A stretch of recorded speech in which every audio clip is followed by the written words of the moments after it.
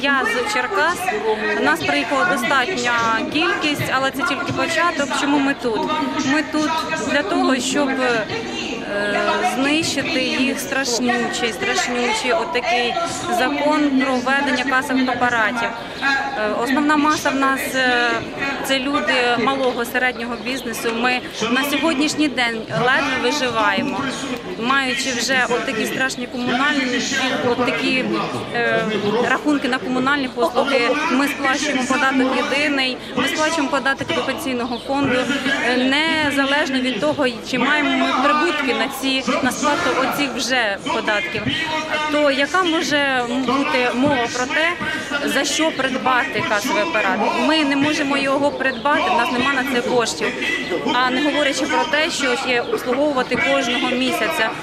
Слухайте, взагалі я вам скажу так, я свою діяльність після заводу розпочинав на базарі, сам стояв, торгував. Як я можу бути за касовий апарат? Це тягнеться одним тільки. От таке враження у мене і багато наших підприємців підтримує і мене, і не тільки мене, що це система, яка тільки, скажімо так, проталкиває продажу касових апаратів в такому страшному об'ємі. І тільки, бо бюджет нашої держави від цього не буде мати більше.